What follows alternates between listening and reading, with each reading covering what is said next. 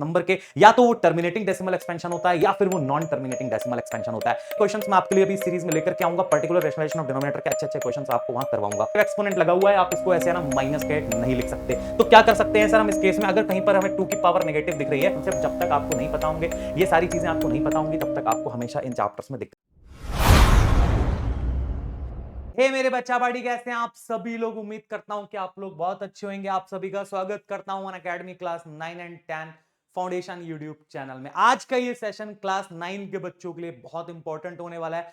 आज के सेशन में मैं आपको बताऊंगा how you can crack your mid term exams, क्योंकि सभी के मिड टर्म एग्जाम्स है ना बहुत पास आ गए हैं। मुझे पता है तुमको भी डर लगने लग गया है, लेकिन डरने की कोई बात नहीं है, क्योंकि मैं आज तुम्हारे लिए लेकर के आ गया हूं टिप्स एंड ट्रिक्स, फॉर्मूला, सब कुछ बताऊंगा कैसे तुम अपने मिड टर्म एग्जाम्स में अच्छे नंबर ला सकते हो।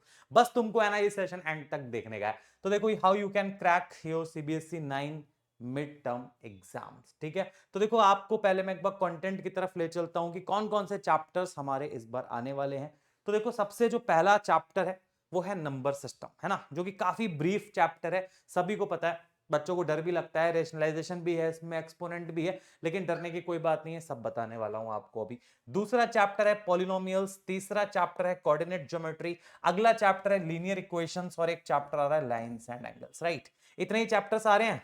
हाँ, मोस्ट ऑफ द स्कूल्स में यही चैप्टर्स आ रहे हैं, किसी के स्कूल में एक आध चैप्टर ज्यादा या कम हो सकता है, but most of the schools का यही सिलेबस है जो आपके सामने मैंने यहां पर लिखा हुआ है, ठीक है। तो अब बात करेंगे की फॉर्मूलाज की, एक छोटा छोटा देखेंगे फटाफट से कि हर चैप्टर से कैसे हमको जल्दी जल्दी पढ़ाई करने का है। तो देखो पहला चैप्टर जो हमारे सामने नंबर सिस्टम आ जाता है, उसके अंदर सबसे पहली चीज आपको आनी चाहिए how you can find rational numbers between two rational number, जिसके मेथड्स मैंने ऑलरेडी आप लोगों को सिखाए हुए हैं। आप जाकर के चैनल पर देखिए, मेरे काफी सारे वीडियोस है ना आपको नंबर सिस्टम के मिलेंगे, जहां पर मैंने आपको बताया हुआ है कि आप कैसे दो रेशनल नंबर्स के बीच में तमाम रेशनल नंबर निकाल सकते हैं। उसके बाद दूसरी चीज आ जाती है सर डेसिमल रिप्रेजेंटेशन, है ना। डेसिमल रिप्रेजेंटेशन का मतलब हो गया कि आपको किसी भी रेशनल नंबर को डेसिमल में कन्वर्ट करना है। वहां पर भी दो तरीके के फॉर्म्स हो जाते हैं उस नंबर के, या तो वो टर्मिनेटिंग डेसिमल एक्सपेंशन होता है या फिर वो नॉन टर्मिनेटिंग डेसिमल एक्सपेंशन होता है। नॉन टर्मिनेटिंग में भी दो केस आ जाते हैं, या तो वो नॉन टर्मिनेटिंग रिपीटिंग होता है या फिर वो नॉन टर्मिनेटिंग नॉन रिपीटिंग होता है, और इसी नंबर को हम कह देते हैं इर्रेशनल नंबर्स, ठीक है। वही हमारे इर्रेशनल नंबर हो जाते हैं। फिर हमें उनकी प्रॉपर्टीज पढ़नी होती हैं कि क्या प्रॉपर्टीज होती हैं इर्रेशनल नंबर की। लाइक एग्जांपल दे देता हूं, जैसे कि √2 है ना, ये एक इर्रेशनल नंबर है। अगर हम इसकी √3 से मल्टीप्लाई करेंगे तो ये क्या बन जाएगा, √6 बन जाएगा। ये भी एक प्रॉपर्टी है। मान लेते हैं कि हमारे पास √3 है और हम इसकी मल्टीप्लाई √3 से ही कर रहे हैं, तो इट विल बिकम 3। तो ये सब क्या है मेरे बच्चे, ये सब प्रॉपर्टीज है किसकी, इर्रेशनल नंबर की।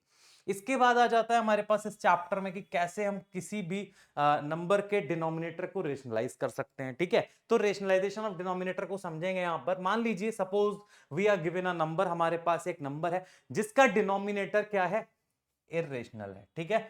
तो हम क्या करेंगे, उसके डिनोमिनेटर को इर्रेशनल से रेशनल बनाने का जो प्रोसेस है, उसी प्रोसेस को मेरे बच्चे हम कहते हैं रेशनलाइजेशन, ठीक है। हम उसके लिए क्या करते हैं, मल्टीप्लाई या डिवाइड करते हैं एक सुइटेबल नंबर से, जिसका एग्जांपल मैं आपको यहां पर एक दे रहा हूं। देखिए जैसे कि मान लेते हैं हमारे पास है 1/√7, और हम ये देख पा रहे हैं कि √7 क्या है, एक इर्रेशनल नंबर है। इसको हमें कन्वर्ट करना है तो हमको क्या करना पड़ेगा, √7 से ऊपर और नीचे मल्टीप्लाई करनी पड़ेगी, क्योंकि √7 और √7 जब मल्टीप्लाई होंगे तो ये क्या बन जाएगा बेटा, 7 बन जाएगा।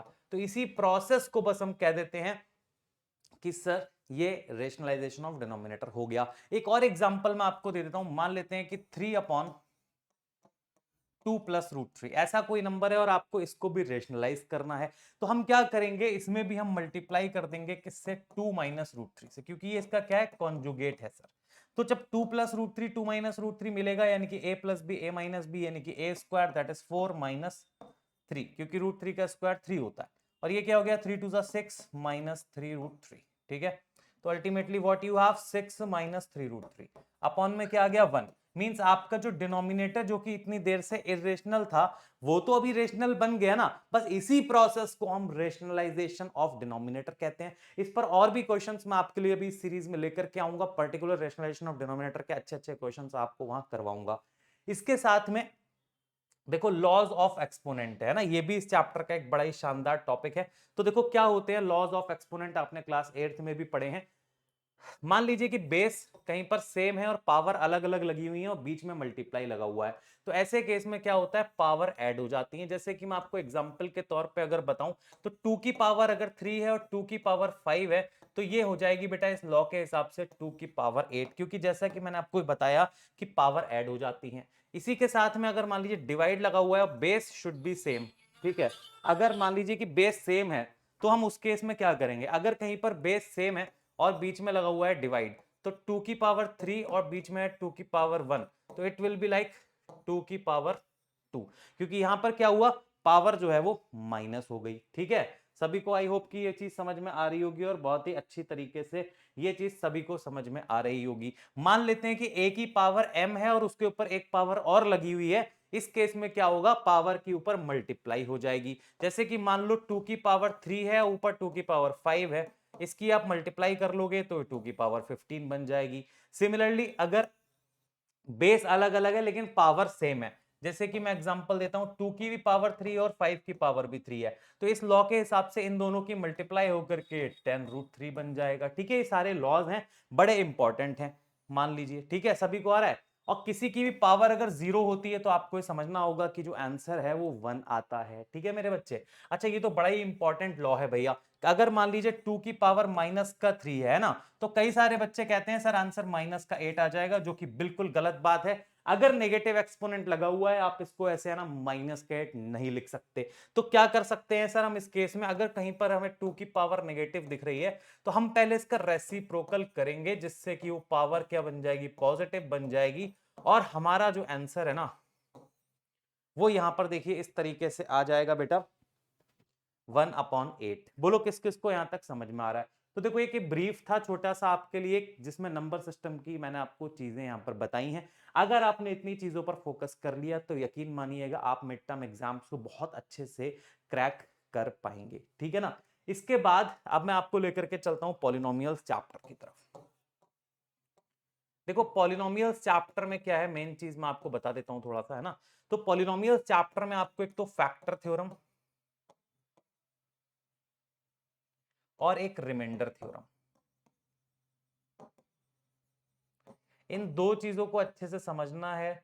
बाकी आपको डिग्री ऑफ पॉलिनोमियल पता होना चाहिए क्या होता है ना, कोफिशिएंट आपको पता होना चाहिए क्या होता है, लीनियर पॉलिनोमियल क्या होता है जिसकी डिग्री 1 होती है, क्वाड्रेटिक पॉलिनोमियल क्या होता है जिसकी डिग्री 2 होती है, क्यूबिक पॉलिनोमियल क्या होता है जिसकी डिग्री 3 होती है, बाय क्वाड्रेटिक पॉलिनोमियल क्या होता है जिसकी डिग्री 4 होती है। ये सारी चीजें आपको अगर पता है तो आप अच्छे से चैप्टर को क्रैक कर पाओगे। इन दोनों चीजों के बारे में आपको आज पढ़ना है, मैं डिटेल्ड सेशन भी इन पर लेकर के आऊंगा कल से, मैंने आपको बता दिया है ऑलरेडी। ठीक है, तो उसके लिए आप इस चैनल को है ना सब्सक्राइब भी कर लेना। अच्छा, इसके बाद इसी चैप्टर में हम कहते हैं कि फैक्टराइजेशन भी है ना, फैक्टराइजेशन ऑफ पॉलिनोमियल्स। उसके लिए मेरे बच्चे आपको क्या करना पड़ेगा, आपको उसके लिए आइडेंटिटीज याद होनी चाहिए। Like for example a plus B का होल स्क्वायर क्या होता है, तो आप बोलोगे sir a square plus 2ab plus B square, है ना। ऐसे ही लाइकवाइज a माइनस बी का होल स्क्वायर क्या होता है, तो आप बोलोगे a square minus 2ab plus B square. ठीक है, तो इस तरीके की तमाम आइडेंटिटीज हैं जो आपको याद होनी चाहिए, तभी आप इस चैप्टर को अच्छे से क्रैक कर पाओगे। उसके बाद मैं आपको है ना देखो थोड़ा सा कोऑर्डिनेट ज्योमेट्री के बारे में भी बता देता हूं। ठीक है, तो क्या होता है सर, कार्टेशियन प्लेन है जिसमें ये एक्स एक्सिस है और ये वाई एक्सिस है, जहां पर ये लोग मिल रहे हैं इसको अपन कहते हैं ओरिजिन। ठीक है, बीच वाला पॉइंट ओरिजिन होता है, कोऑर्डिनेट्स होते हैं। ये जो चार आपको पार्ट्स दिखाई दे रहे हैं इसको हम बोलते हैं फर्स्ट क्वाड्रेंट। क्या बोलते हैं, चारों बेटा क्वाड्रेंट हो जाते हैं, first quadrant, second quadrant, third quadrant, और ये आ जाता है हमारा फोर्थ क्वाड्रेंट। ये बात आपको सभी को समझ में आ रही है क्या सर? हाँ जी। अब इसके साथ में आपको यह भी समझना होगा कि अगर कोई भी पॉइंट है जो कि इस फॉर्म में है, मान लीजिए 2,0 या मैं कहूं x,0 जिसका y कोऑर्डिनेट 0 है, ऐसा पॉइंट हमेशा x एक्सिस पर ही आ जाएगा। मान लीजिए यहाँ पे हो जाएगा 3,0, ये 2,0, और कोई भी अगर कोऑर्डिनेट है जो 0,y के फॉर्मेट में है तो ये बेटा हमेशा y एक्सिस पर आएगा। मान लो आपको बोल रहा है 0,4, तो वो यहाँ पर इस तरीके से y एक्सिस पर आ जाएगा अगर ये 4 है तो सभी को समझ में आ रही है ना बात ये अच्छी तरीके से? हाँ, ये चीजों को आप लोगों को अच्छे से एक बार है ना समझना पड़ेगा, ठीक है? Is it clear to all of you or not? हाँ जी, ठीक है। Clear to all of you मेरे बच्चा पार्टी? ठीक है, सभी को आ रही है समझ में यहां तक चीजें? ठीक है, वेरी गुड। अब इसके बाद हम बात करेंगे आगे linear equation in two variables की। यहां पर आपको क्या है, दो इक्वेशंस दी जाएंगी। आपने प्रीवियस क्लास में भी ये पढ़ा था कि कैसे हम किसी भी इक्वेशन की लाइन को ड्रॉ कर सकते हैं, ठीक है? तो वहां पर आपको उसके सॉल्यूशंस निकालने पड़ेंगे। लाइक मैं कहूं कि x plus Y equal to 5 आपको एक इक्वेशन दी गई है, ठीक है? तो हम क्या करेंगे, इसका एक कोऑर्डिनेट्स निकालेंगे, इसके एक सॉल्यूशंस निकालेंगे जो इस इक्वेशन को क्या करेंगे, सेटिस्फाई करेंगे। क्या करेंगे, सेटिस्फाई करेंगे। लाइक 3 और 2, 2 और 3 है ना, 1 और 4। तो ये क्या है, ये इसमें सेटिस्फाई कर रहे हैं। देखो जो भी मैंने कोऑर्डिनेट्स आपके सामने लिखे हैं ये तमाम कोऑर्डिनेट्स हो सकते हैं, याद रखेंगे आप। किसी भी एक लीनियर इक्वेशन के तमाम कोऑर्डिनेट्स, तमाम सॉल्यूशंस हो सकते हैं। जरूरी नहीं है कि सिर्फ एक ही सॉल्यूशन हो जो उसको सेटिस्फाई करे। तो इस तरीके से हम लोग निकालेंगे। इसके बाद इसका ग्राफ पे आपको प्लॉटिंग मैंने अभी कोऑर्डिनेट ज्योमेट्री में जैसे कि सिखाई है। मान लीजिए अभी 3,2 है ना, ये कहां पर प्लॉट हो जाएगा, 3 और 2 मान लीजिए यहां पर प्लॉट हो जाएगा। अगर ये 3 है और ये 2 है तो ठीक है। इस तरीके से आप इसको प्लॉट करके एक स्ट्रेट लाइन बना देंगे। 1,4 कहाँ आ जाएगा, यहाँ कहीं पे आ जाएगा, ठीक है?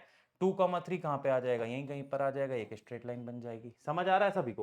तो इसी तरीके से बेटा चीजें ये आपके चैप्टर्स की चलेंगी। लेकिन मैं फिर कहूंगा बेसिक कॉन्सेप्ट जब तक आपको नहीं पता होंगे, ये सारी चीजें आपको नहीं पता होंगी, तब तक आपको हमेशा इन चैप्टर्स में दिक्कत आती रहेगी। इनके डिटेल्ड एक्सप्लेनेशंस लेकर के मैं आपके लिए आ रहा हूँ कल से। आप लोग स्टे ट्यून रहिएगा इस चैनल पर, और इस चैनल पर आपको सारे चैप्टर्स का मैं एक बार रिवीजन कराऊंगा, मॉक पेपर्स भी कराऊंगा जो डेफिनेटली आपको मिड टर्म एग्जाम्स में हेल्प करेंगे, ठीक है? So all the very best, thank you so much for joining the session. मुझे उम्मीद है कि आज जो आपको मैंने कम समय में ज़्यादा से ज़्यादा चीज़ें बताने की कोशिश की हैं ये आपके डेफिनेटली काम आएंगी। इसको नोट कर लेना इन फॉर्मूलाज को, की कॉन्सेप्ट्स जो मैंने आपको बताए हैं, जो ट्रिक्स बताई हैं, ये डेफिनेटली आपको काम आने वाली हैं, ठीक है? इन सारे लॉज को आप लोग एक बार नोट करेंगे, डेफिनेटली ये सारा कुछ आपके हाफ ईयरली एग्जाम्स में आपके बहुत ज़्यादा काम आने वाला है। आगे चलते हैं हम लोग। तो आपको मैं बता दूं, आप अनअकैडमी प्लस का सब्सक्रिप्शन लेंगे तो आपको क्या बेनिफिट्स होने वाले हैं। आपको इंडिया के टॉप एजुकेटर्स यहां पर मिलेंगे, लाइव सेशंस मिलेंगे, test series and practice sets मिलेंगे, you will get ask a doubt feature, और हमारा जो रेज अ हैंड फीचर है तो बहुत ही कमाल का है। इसमें आप लाइव क्लास में रेज हैंड करके एजुकेटर से डायरेक्टली कनेक्ट हो सकते हैं और अपना डाउट को पूछ सकते हैं, और आपको सारे बैचेस और रिकॉर्डेड कंटेंट का एक्सेस मिल जाता है। You have to use the code SA14, और अभी तो आपके लिए डिस्काउंट चल रहा है। कितना डिस्काउंट चल रहा है देखो, 50% का ऑफ चल रहा है सारे के सारे फाउंडेशन सब्सक्रिप्शन पर और सारे के सारे CBSE सब्सक्रिप्शन पर। आपको कोड क्या यूज करना है जो मैंने आपको भी बताया है, ठीक है? तो इस ऑफर को जाकर के सबसे पहले ग्रैब करो। 50% का ऑफ, यानी कि जस्ट हाफ रेट में आपको सब्सक्रिप्शन मिल रहा है। ये ऑफर आपका बेटा सिर्फ 7 सितंबर तक वैलिड है। तो जल्दी से जाके SA14 कोड यूज करो और फटाफट से जाकर के सब्सक्रिप्शन ले लो मेरे बच्चे। आपको फाउंडेशन और CBSE दोनों पर 50% का ऑफ मिल रहा है। मुझे उम्मीद है कि आप लोग जल्दी से जाकर के सब्सक्रिप्शन बाय करेंगे अनअकैडमी ऐप पे जाकर के, और आप मेरे फ्री स्पेशल क्लासेस को भी ज्वाइन कर सकते हैं जो कि अनअकैडमी ऐप में होते हैं। प्लानर में आपको सारा कुछ शेड्यूल दिख जाएगा। So thank you so much, let's crack it, have a nice day, good luck, bye bye. Unacademy. Let's crack it.